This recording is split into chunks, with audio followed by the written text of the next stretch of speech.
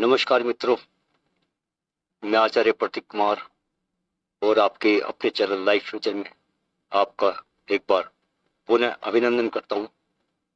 1 मई 2024 से आगामी 1 वर्ष तक देवगुरु बृहस्पति धनु और मकर राशि पर अपना क्या क्या प्रभाव डालने वाले हैं, इस पर आज चर्चा की जाएगी।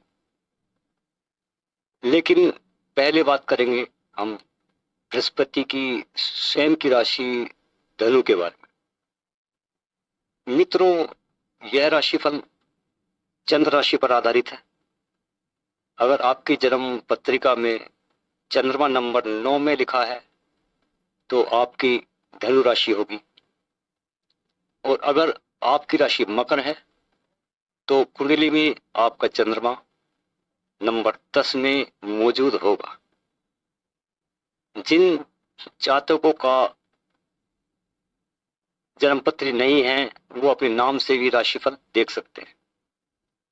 मित्रों, धनु राशि का स्वामी स्वयं बृहस्पति है और बृहस्पति का गोचर पहले मेष राशि में चल रहा था। अब बृहस्पति मेष राशि को छोड़कर अब आगामी 1 वर्ष तक दैत्य गुरु की राशि वृक्ष में संचार करेंगे। पिछले समय में जहां आपका मन पूजा पाठ, व्रत, अनुष्ठान आदि कार्यों में लगा हुआ था, लेकिन बृहस्पति के राशि परिवर्तन से आपका पूजा पाठ से मन हटने लगे। आध्यात्मिक कार्यों में आपको अरुचि सी होने लगी। लेकिन सबसे पहले हम धनु राशि के स्वास्थ्य के बारे में देखें तो धनु राशि का स्वास्थ्य नरम बना रहेगा। और अगर उनके वैवाहिक जीवन की बात करें, उनके विवाह के बारे में बात करें तो विवाह की स्थिति फिलहाल रुकी हुई है, क्योंकि बीते 1 वर्ष में बृहस्पति ने आपके विवाह कराने पर पूर्ण सहयोग दिया था। अब वह सहयोग आपको नहीं मिला। हाँ, इस समय पर अगर आपकी वर्तमान दशा महादशा सहयोग करे तो शायद बात बन सकती है। अगर आपके संतान पक्ष को देखें तो संतान पक्ष की तरफ से भी आपको चिंता बनी रहेगी, चाहे वो स्वास्थ्य को लेकर हो, चाहे वो एजुकेशन को लेकर हो।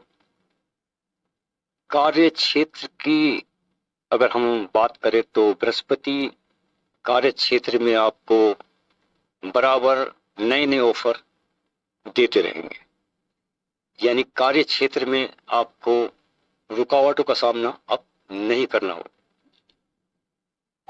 और अगर आगामी 1 वर्ष तक आप प्रॉपर्टी, मकान आदि की स्थिति पर विचार करें तो यह मकान प्रॉपर्टी के मामले में आपकी स्थिति अनुकूल नहीं रहेगी। मकान प्रॉपर्टी के लिए विवाद की स्थिति बन सकती है। जो मकान प्रॉपर्टी के लिए अपने कर्ज अथवा लोन के लिए अप्लाई कर रखी है वह अब रद्द हो सकती है। अगर आप अपने किराए के मकान अगर आपने अपना किराए का मकान ले रखा है या किसी किराए पर आप रहते हैं तो मकान मालिक की तरफ से आपको इस समय मानसिक अवसाद झेलना होगा। जो धनु राशि वाले इस समय विदेश जाने की सोच रहे हैं तो उसके लिए यह समय अनुकूल है। आप विदेश जा सकते और वहां पर सेटल भी हो सकते हैं। और अगर विद्यार्थी वर्ग की बात की जाए तो विद्यार्थी वर्ग को अब अपनी पढ़ाई पर, अपनी शिक्षा पर आगामी 1 वर्ष में बहुत मेहनत करने की आवश्यकता पड़े। अगर आप इस समय मेहनत से पीछे रह गए तो शिक्षा के क्षेत्र में आपको मनोवांछित परिणाम नहीं मिल पाएंगे, क्योंकि शिक्षा के क्षेत्र में बृहस्पति अब आपकी सपोर्ट नहीं करने वाले।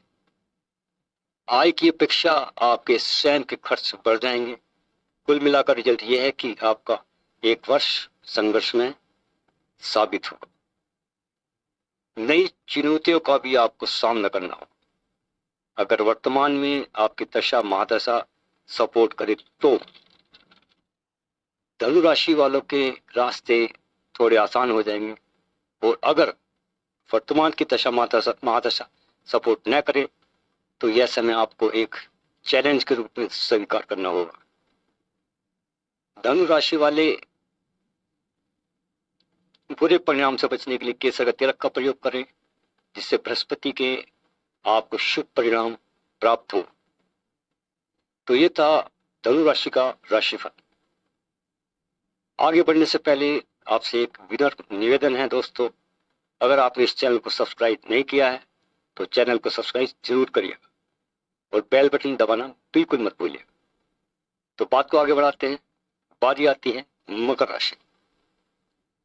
मकर राशि में देवगुरु बृहस्पति 5वें भाव में विचरण करेंगे और 5वां भाव आपकी शिक्षा का है, आपकी संतान का है, आपकी बुद्धि का है, आपकी सोच समझ का है। इसलिए संतान और शिक्षा की स्थिति आपकी लगभग ठीक रहने वाली, लेकिन तब तक जब तक आप शिक्षा पर फोकस बनाए रखेंगे। मकर राशि वालों का इस समय बच्चों की पढ़ाई पर, उनकी एजुकेशन पर धन खर्च होने की स्थिति भी बनी हुई है। मकर राशि के विद्यार्थी वर्ग के लोग अगर विदेश जाकर पढ़ाई करने के इच्छुक हैं तो विदेश जा सकते। बृहस्पति अब उनके विदेश जाने के तमाम रास्ते खोल देंगे, इसमें कोई दो राय। मकर राशि के लोगों की अगर व्यापार, नौकरी आदि की स्थिति देखी जाए तो आगामी 1 वर्ष बृहस्पति आपसे खूब मेहनत कराएंगे और जितनी आप मेहनत करोगे बृहस्पति उस मेहनत का लाभ भी आपको देते रहेंगे। विवाहित जीवन की अगर बात की जाए तो आपकी पत्नी का स्वास्थ्य कमजोर रहेगा। राहु ग्रह आपकी पत्नी का स्वास्थ्य पीड़ित करेगा। कोई ऊपरी बाधा का प्रभाव भी आपकी पत्नी पर पड़ सकता है। अगर ऐसा है तो पहली एक रक्षा कवच अच्छे ज्योतिषी विद्वान से बनवाकर पत्नी के गले में धारण कराएं, क्योंकि राहु ग्रह जो नेगेटिव ऊर्जा के कारक होते हैं उसका प्रभाव इस समय आपके भाई या बहन और पत्नी पर होगा। इसका आप विशेष ध्यान रखें। जो लोग शेयर मार्केट से जुड़े हुए हैं इस समय पर शेयर मार्केट से लाभ की आशा बिल्कुल ना रखें, क्योंकि राहु आपको इस समय पर सपोर्ट नहीं करेगा।